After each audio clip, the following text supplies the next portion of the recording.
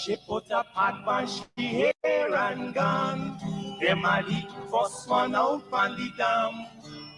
Basket on she head, bucket in each hand. Hold up on she frack, I wanna she grandson. To the market, them a go. For the morning, the day is dawning. For Cockacrow to give the villagers a warning. Rise and shine, the birds them a sing. All animal take turn as them join in the waking. Cockacrow, dagaba, donkey bray, horse and they even duck a quack. Cockacrow, dagaba, donkey bray, horse and they even duck a quack. Come and hear this sweet story that tell the people about life in the country. Oh, they are back now, me now I come home. Inaga, jackass yard for fetchy load. Cockle shy hand, bag over shoulder, running by his side, a Rexy and Rover. From the farm, them a come. Alrighty, good evening and welcome to AWI, which is Anansi Web Education. Anansi Web Education, we deal with issues in the villages and so forth. And lots and lots of issues we can talk about affecting villagers.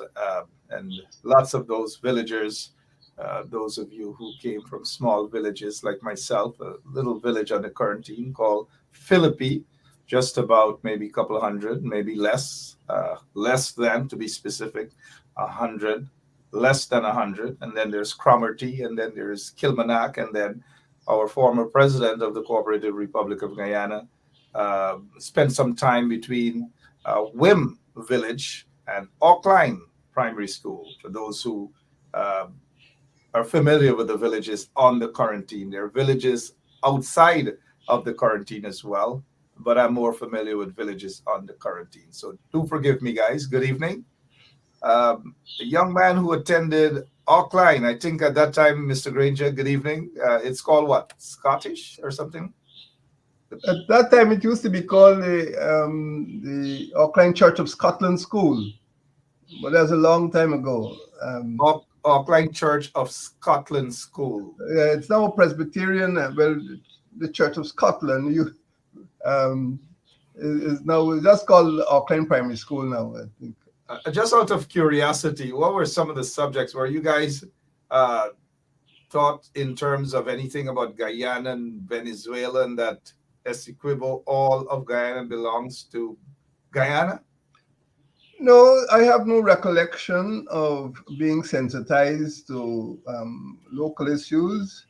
Remember, we were a colony, and at that time, we celebrated things like, Empire Day, which was the birthday of Queen Victoria.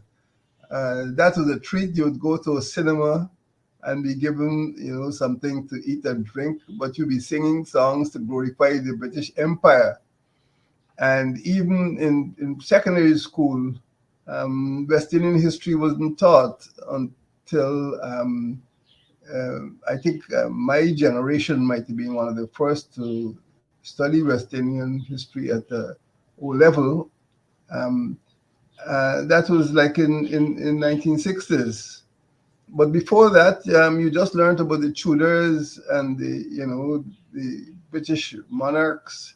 You learned about English history, from William the Conqueror and all that. We hardly studied Guyanese history at all. So many people grew up, and they can't name the four mountain ranges in Guyana.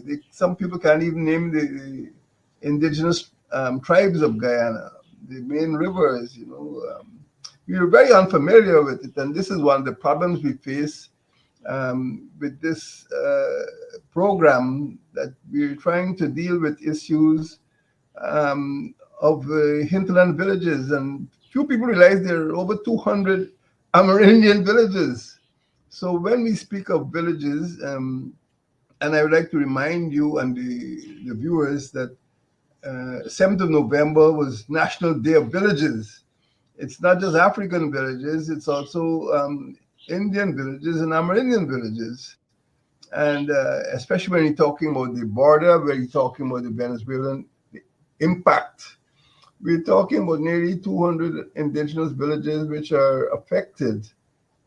So it is a great deficiency in Guyanese education, not to deal with it. That's where people live. Most Guyanese still live in villages. Most indigenous people still live in. Most Africans still live in villages. Although the tongues are swelling for obvious reasons, most Guyanese still live in villages. And it's a pity that in my day, and maybe in your day, we weren't taught much about the importance of villages, but a lot of people can tell you about William the Conqueror and Henry VIII and how many wives he had.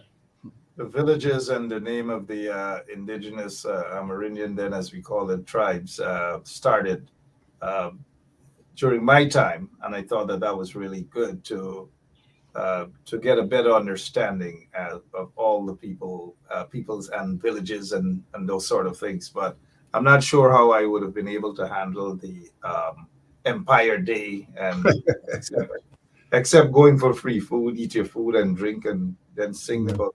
I don't. I'm not sure. I probably, No, probably. it was regarded as natural, and I remember when Queen Elizabeth was crowned, there were parades.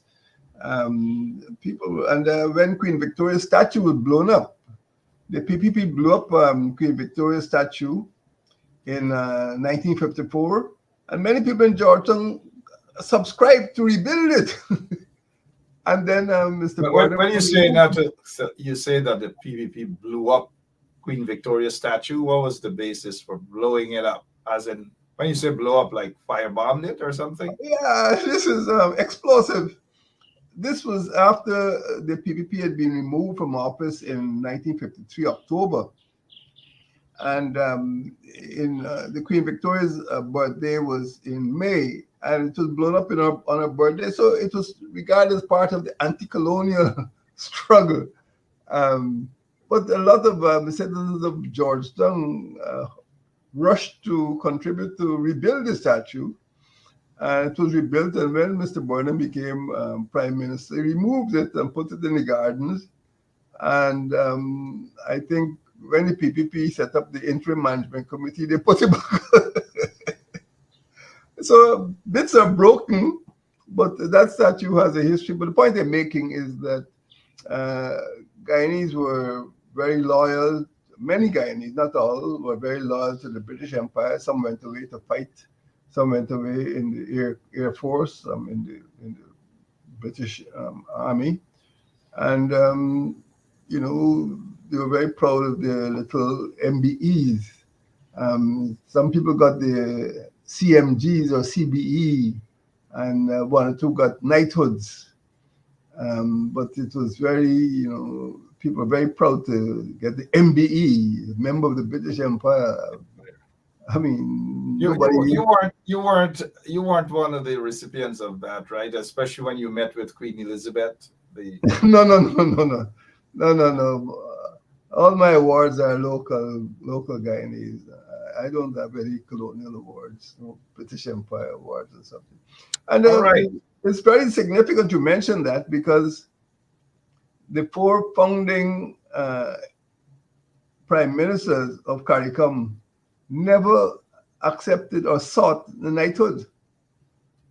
You had other people like Sir Eric Gairy and Sir Alexander Bustamante, but Paul Burnham, Eric Williams, Earl Barrow, and Michael Manley never sought the knighthood. They never became KCMG, Knight Grand Commander of the Distinguished Order of What St. what Michael and St. what George. what would have been interested is to hear that they were offered and refused. Well, it was, I don't want to get technical, but as prime ministers, they would have been entitled to it because the Queen was titular head of the country. And once the recommendation was made, they would, whether they made the recommendation themselves, for example, Erigeri and Grenada got a knighthood, and there's several other knighthoods all around. But those four, I think, stood out by not seeking a knighthood from a non-existent British Empire. Thanks But for letting us know that. Mhm. Good evening, those of you who are now joining AWI, which is Anansi Web Education. With me is Sir David Arthur Granger. A Not title sir, that, please. a title that, because, sorry. And good evening, welcome to this program. We started off with the villages, and all of you who are in your village, your little village, good evening. Villages across Guyana. Some of us left the villages and we are outside. We created our own little foreign village, so to speak. But it's interesting that we were never thought about ownership of Guyana.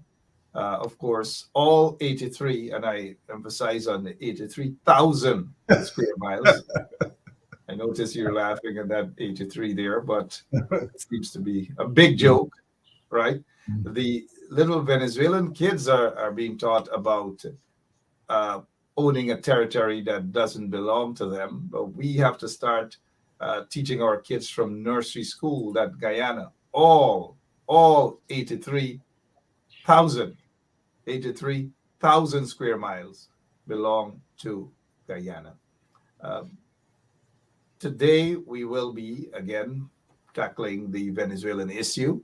Um, a lot of you may be aware that armed robbery attacks by the Sindicato gangs, contraband smuggling, drug trafficking, gun running, and murder have occurred along Guyana's western borderlands with Venezuela.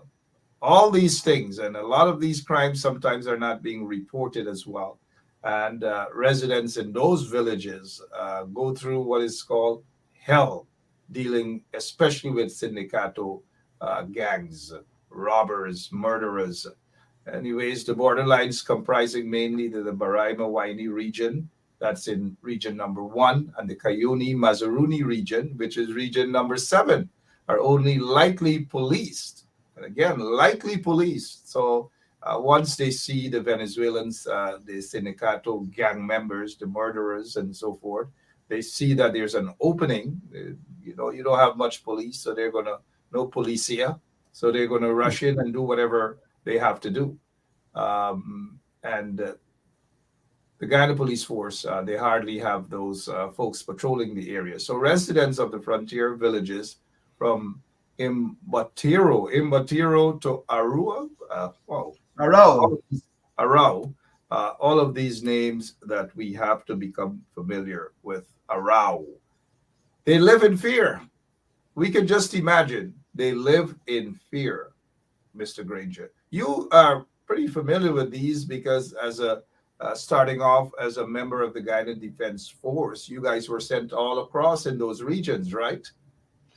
Was it But that's deliberate? correct. I was first posted to the Cuyuni River in 1967. In fact, the Guyana Defense Force first occupied Etringbang only in 1966, the very year of independence. And as soon as, well, as you know, the British Army was here to deal with the disturbances between 1953 and 1966. So as soon as the British Army left in 1966, the Venezuelan punked on Ankoko. And that's the first time the Guyana Defense Force went so deep into the hinterland to the westernmost point of Guyana. So I cut my teeth in the borderlands. Got you. Thank you. Cutting your teeth in the borderland. This takes us now to a lot of you are keeping your eyes on what's happening in Guyana and the false claims of a large portion of our country by Venezuela. Uh, we are dealing with that today again. And the first question with what's happening right now, how prepared is Guyana to maintain the security of villages in western borderlands? Mr. Granger? Um, Unfortunately, the answer has to be critical because many Guyanese still regard everything west of Fort Island as bush. And unfortunately, as well, I think some policemen, when they're being punished, are sent to the bush.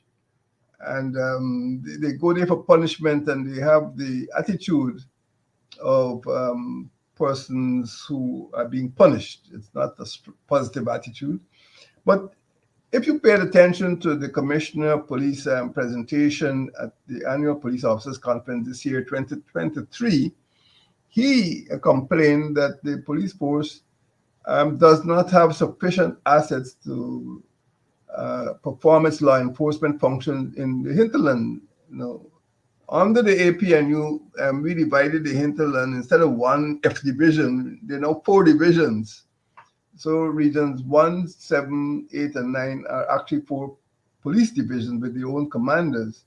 But the commissioner himself admitted that they don't have the resources to police such a huge area.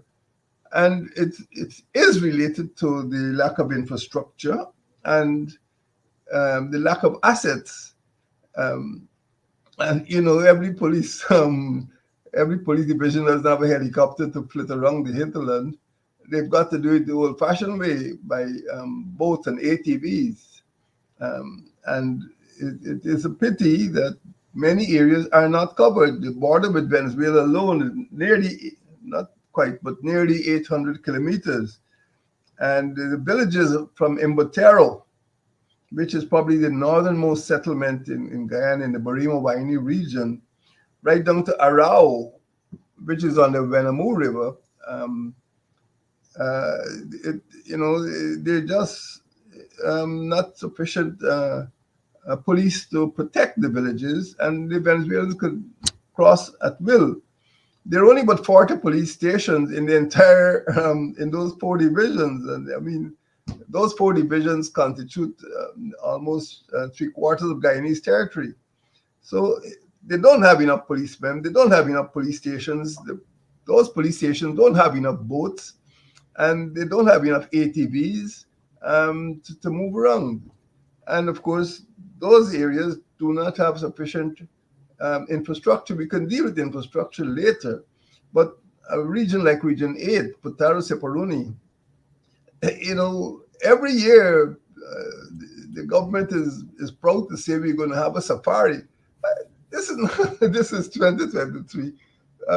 It is a shame to talk about a safari to cross one of the most important gold-producing regions in Guyana. The reason why you have a safari is because there are no proper roads. The roads, we'll come to that later, but the hinterland is not an area which attracts public works. The public works are going to region 6 and region 5. But you get a few upgrades. But right now, the police can't get to the area. They cannot get to some of the border areas because there are no roads. And they don't even have enough boats, and they don't have enough planes. They don't have enough drones. And when I was president, we tried to introduce, or we did introduce horses, reintroduce horses, especially in the Rupununi, because the horses don't need gasoline or batteries. So a lot more has to be done to enable the police force and the army to be better prepared. Right now, I think they themselves would admit that they cannot ensure the security of villages simply because they cannot get there.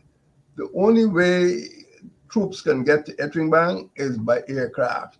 The only way the police can get to Etringbang is by aircraft, and that is unsatisfactory. So long after independence, and we need to use our petroleum revenues to develop our infrastructure. And if we're talking about security, we need to put security to protect, or develop security to protect the villages at Baramita and Arau and Kaikan and Whitewater. And unfortunately, this is not being done insufficient, with sufficient strength. It's not a place for occasional visits. It's a place for continuous operational law enforcement. And on another occasion, we could deal with the crimes, attack by the sindicato gangs, gold miners and drug trafficking and murders, robberies, which are taking place, drug trafficking, landing of the aircraft on the few airstrips that are in the hinterland. So by and large, I would say that we are not right now capable of maintaining the security of villages. What we can do, I suppose, is respond once there's an attack, but it's better to be prepared prior to make sure that any attack is beaten off. And it needs to be attended to. Again, when APNU was in office, we created militia companies.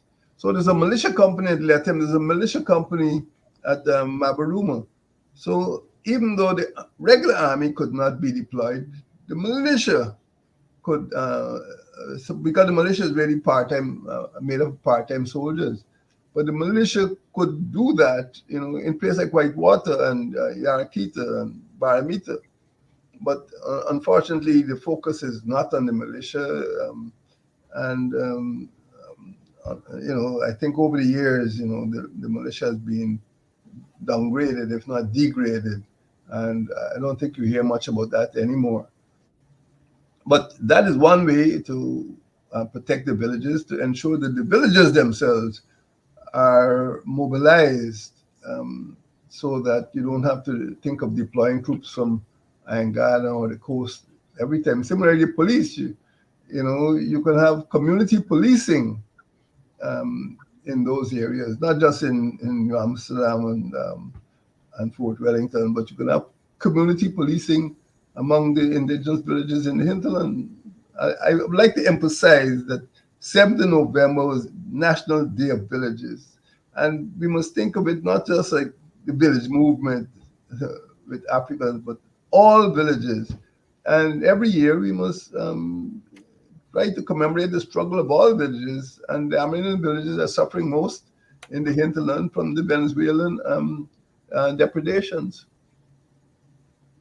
All right, those of you who just joined us, good evening. We're talking about situation with the Venezuela and how it impacts, how it affects the villages in the borderlands, the western borderlands. Our next question, Mr. Granger, topic here is where, and this is important, guys, where have the PPPC administration's public infrastructure works been concentrated? I know you mentioned in region 6 and 5, and very little works done in the western borderlands. But where have the PPPC administration's public infrastructure works been concentrated? Well, it's not a secret. It's been concentrated on the coastal regions, 2, 3, 4, 5, and 6. And the hinterland regions, 1, 7, 8, and 9, and to some extent 10, have not had as much attention. And sometimes you see an upgrade, but right now we don't even have a bridge across the Essequibo River. We don't have a road between Linden and Lethem. And as I said, in Region 8, there's actually no road running east-west. If you want to go east-west, you have to fly or participate in one of these annual safaris.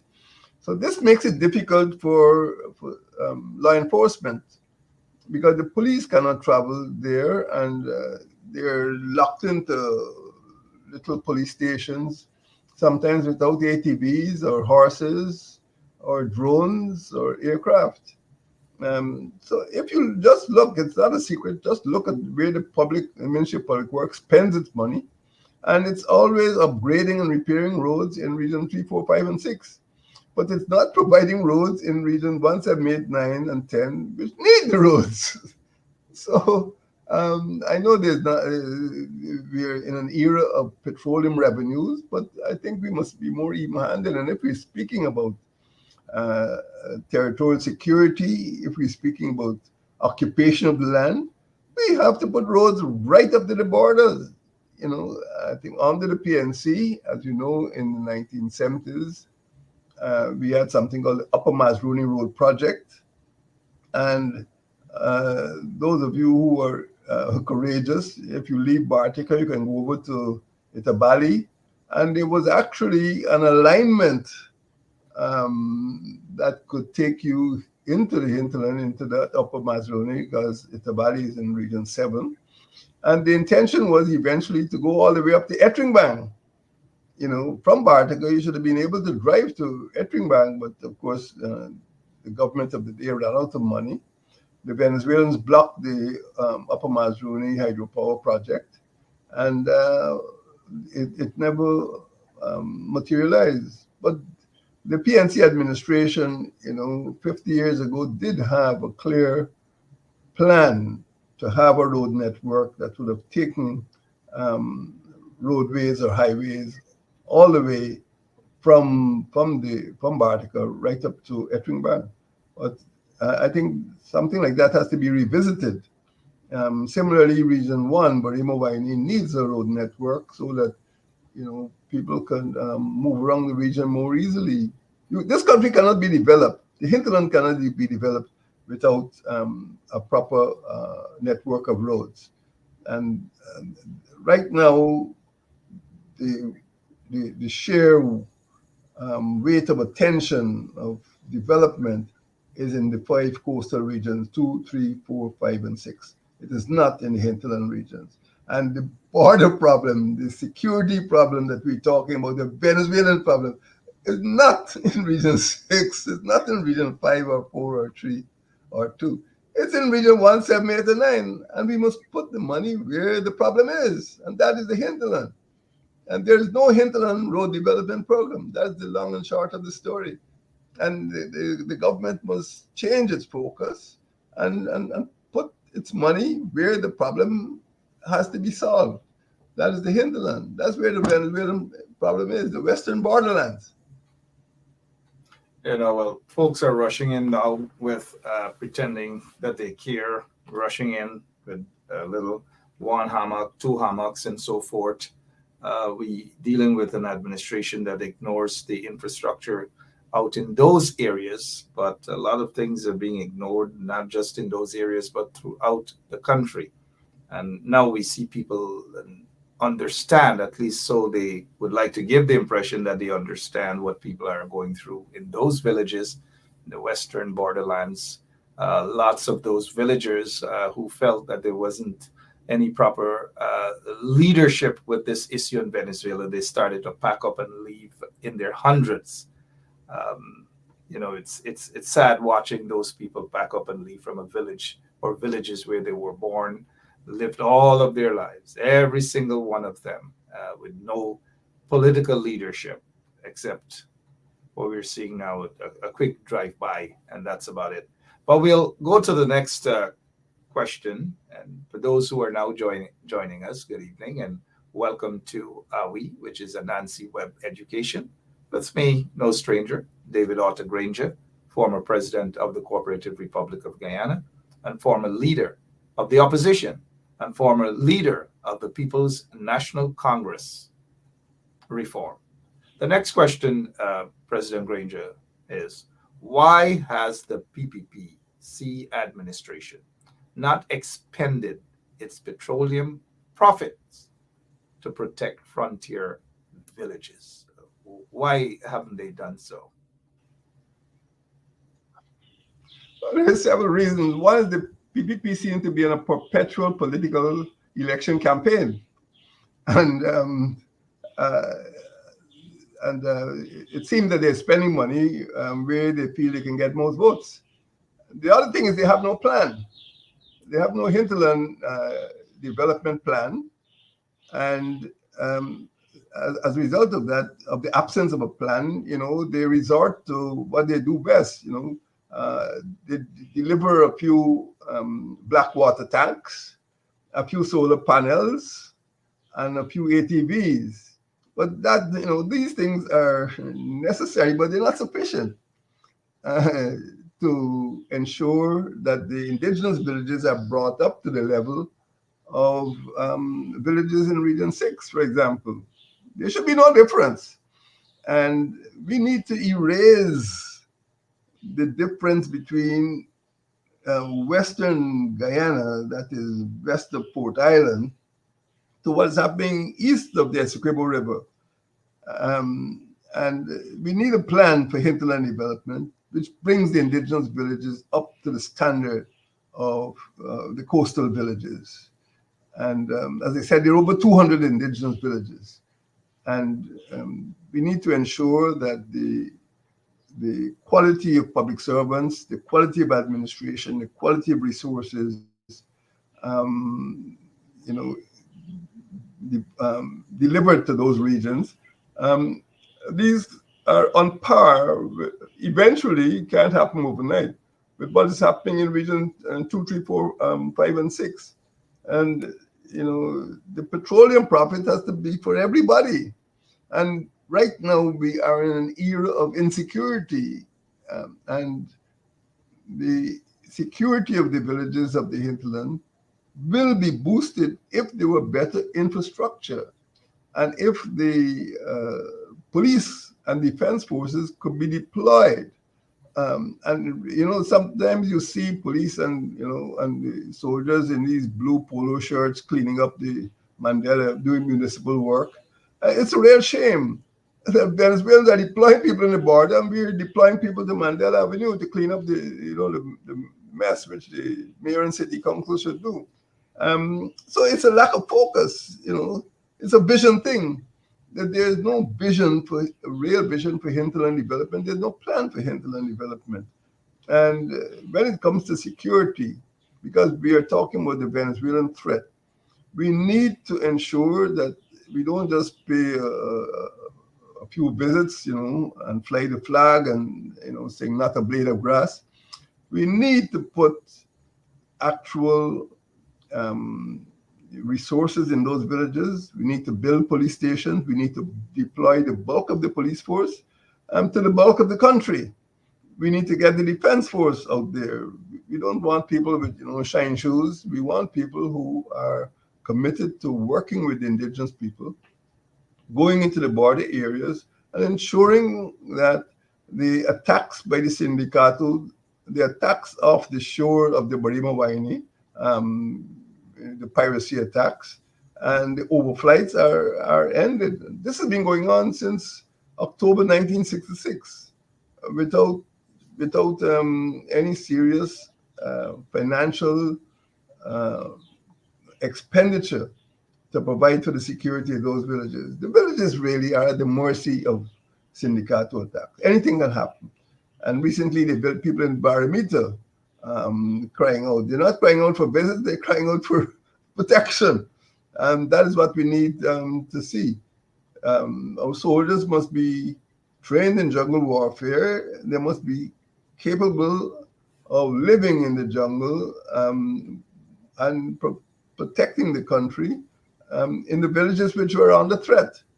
And that's where we want to see defense and security expenditure taking place in the hinterland, in those 4 regions, the 5 regions. And in fact, Region 10 is the only landlocked region. All of the other regions are have borders. Region 1, 7, 8, and 9 have borders with Venezuela or Brazil. But that is what we want to see happening. We want to see the administration, whichever administration, and this administration has got, a bonanza, a petroleum bonanza. And we want to see that at the end of the day, the Guyanese children will say, well, look, we did get a petroleum bonanza. We are a petroleum state, and I can show you how our lives have been improved. But I think we need thinking heads who think of the whole country, not just the next election, not just local government election, not just a campaign, not just a few black tanks, but real development so that all our children could benefit. Real development indeed. Good evening. Those who are now joining us, lots of folks here in Georgetown who are watching, folks in other parts of Guyana. Good evening. In the villages, good evening to all of you. Good evening to Mr. Cox, all the way in Region 1. And Mbotero, he's from Mbotero. yeah, yeah. Imataro. Yeah. Mbotero, yes. Impotero. We gotta go beyond this here so that those of us who are not from that area could just, because as a small boy growing up, you say, somebody gone in the bush, the bush. It's no longer the bush, guys. It's no longer the bush. We've got to spend our monies, our tax dollars in those areas as well to develop it. Something that we saw under your administration, Mr. Granger, you gave your administration is able to quite a few community radio stations so that they can communicate in their languages and so forth, which was a good step. We saw development. In fact, some people probably whispered a little about your administration focusing a lot in those villages. Now, at least I get a better understanding as to why, because we only see our tax dollars concentrated in Region 6, a little infrastructure, Region 5, or Region 2, and so forth, and hardly anything for the Western borderlands. But thank you and your administration for focusing on that. The next and final question, it has to do with what social and economic impact will Venezuelan violence have on frontier villages? We have seen it with the sindicato, the gangs, the murderers and robbers, and all those people have those folks in the villages living in fear. And there's nothing there to answer them, hardly police outposts. There's no police vehicles. There's nothing really. And so this final question is very important. What social and economic impact will Venezuelan violence have on frontier villages? Mr. Granger? Well, it's easy to speak of the negative impact, but I would prefer to approach it from a different direction and say this is a wake-up call. There can be a positive impact. You're right. The APNU AFC did initiate something which is called the Regional Public Broadcasting Service, RPBS. So from Mabaruma right down to Aishalton and right across to Oriala, you did have stations. And these stations are meant to listen to the villages and also to communicate. It's not just a matter of one-way information. Again, as you point out, for example, in Aishalton, where most of the people are Wapishan, you had Wapishan programs. In Anai, you had programs in Makushi. And many coastlanders would be surprised to know that many indigenous people still speak their mother tongue, mother language, and they only speak English as a second language. So the Regional Public Broadcasting Service was an important innovation by the APNU AFC. I don't know if the program has been halted, but the intention was that every regional capital, and as you know, we established four regional capital towns at Mabaruma, Bartica, Mahdia, and Lethem, and all of them have stations. And other places have stations. You have stations at Regina, you have stations at Oriela, and so on. The idea is that every regional chairman must be able to communicate with the entire region, and everybody in the region, because we did hand out radios as well, must be able to hear what is happening. And I think that's important. The impact of Venezuelan violence, people will be able to say, people from Baramita, Mabaruma would be able to speak on the programs and say, this is what is happening. Because in Region 1, for example, you have about 3 indigenous groups. You have Arawak, Warao, and Carib. I had the experience of speaking to a huge hall full of people in Baramita, and most of them don't speak English. Here was the president of a country, and here was citizens of a country, and you had to use an interpreter. So the regional public broadcasting service is an important two-way street. And as again, I don't know if it's been discontinued. The PPP administration really threw the baby the bathwater with some of the programs that we had introduced for social cohesion and public service training and so on.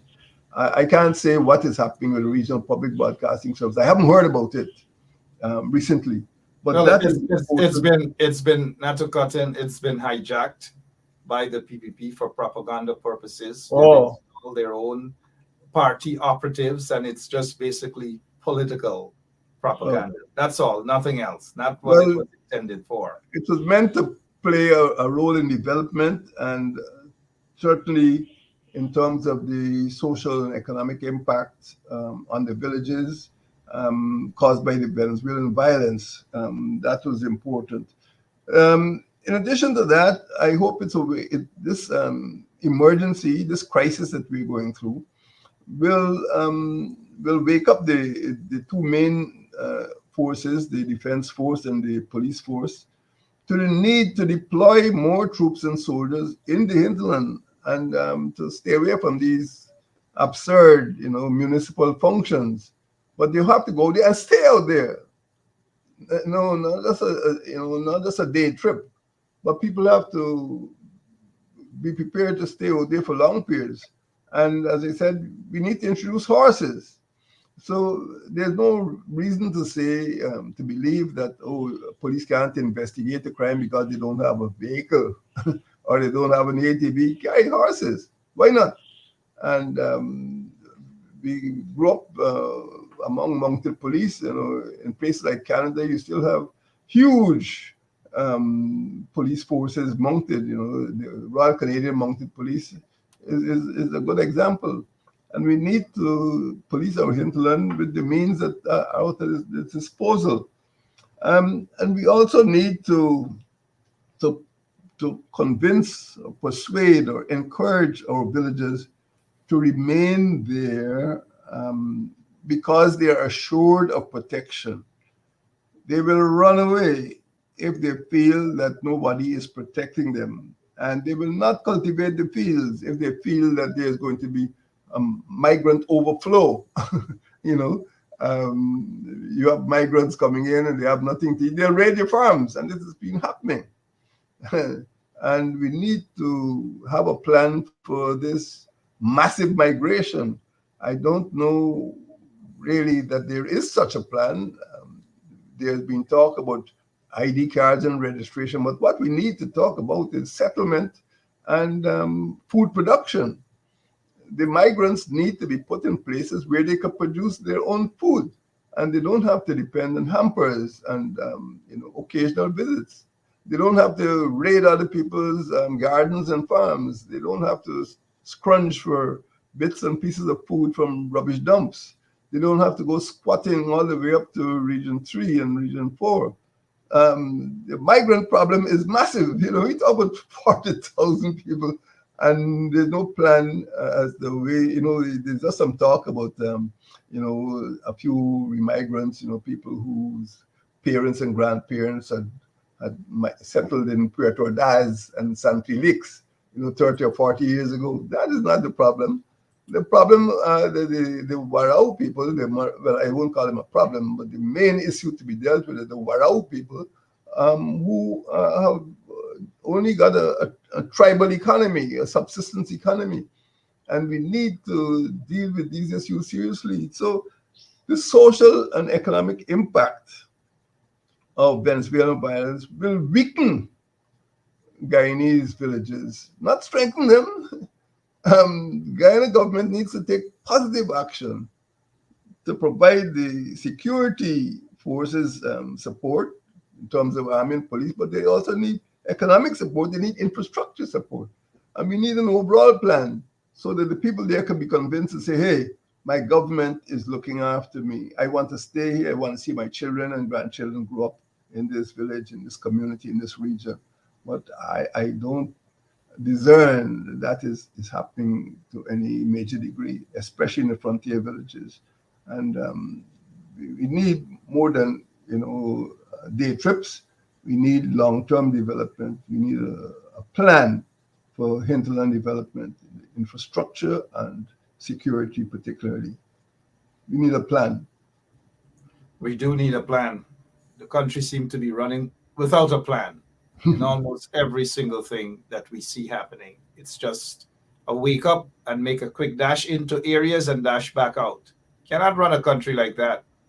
In times like these, you just cannot dash in, sit down in a hammock and dash back out and feel that that solves the problem. It's not going to solve the problem. We need a plan. A plan indeed we're not seeing. And we've dealt with these four questions. How prepared is Guyana? Then why has the PPPC administration not expanded?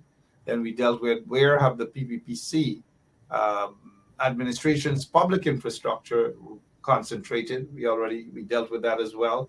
And the final topic, what the social economic impact will Venezuelan violence have on the frontier villages, which is what Mr. Granger just responded to. And for those of you, I know the all eyes are fixated on Guyana and listening to what Maduro has to say about Guyana, and those in the villages out there, those who are affected. We have hundreds of residents, hundreds of Guyanese are fleeing their villages in that part of the western part of the borderlands. They're fleeing. No one is basically talking to them. No political leadership, nothing. And to dash in, spend a couple hours and dash back out without a plan is not going to solve the problem. You're attempting to basically put a little Band-Aid on a big wound and believe that that is going to solve. It's not going to solve at all. It's just not going to solve. And you know, Mr. Granger, being a military officer, brigadier, retired, that you cannot move in to get something done without a plan. There must be a plan, whether military plan, economic plan, political plan, whatever, there must be a plan. Again, I just want to thank you so much for taking time out of your busy schedule to appear on this show, Anansi Web Education, to talk to our fellow Guyanese about all matters concerning villages, not villages like Philippi, Cromarty, Kilmarnock, Alnis, Arkline, Wim, and so forth, but villages outside of Region 6. And most of those villages, some of those villages you're well aware of in regions 1, 2, and so forth. I mean, regions 1, 7, 9, and so forth. Anything else quickly you want to add before? I'd like to thank you for giving me access to this program. I just like to remind our viewers and listeners that villages are the cradle of Guyanese culture. And every November, we should observe on the 7th of November, National Day of Villages. But at the same time, as far as the Venezuelan problem is concerned, every October is the month in which the tribunal handed down its decision in 1899. So every October, Venezuela starts to get nervous and to do what is called saber rattling. But we mustn't be afraid.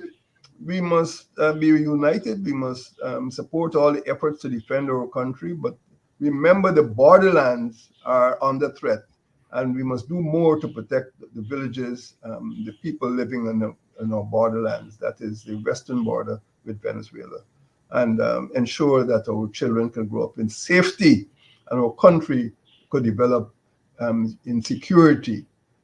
Human safety and territorial security must go hand in hand. Thank you. Thank you so much, President David Arthur Granger, and thank you all for watching us this evening and making us part of your regular schedule every Sunday right here on 107.1 FM. God bless you, and God bless our beautiful, beautiful country. All 83. Thank you, Mr. Granger. 1,000. All 83,000. Thank you so much, guys. God bless you. Right.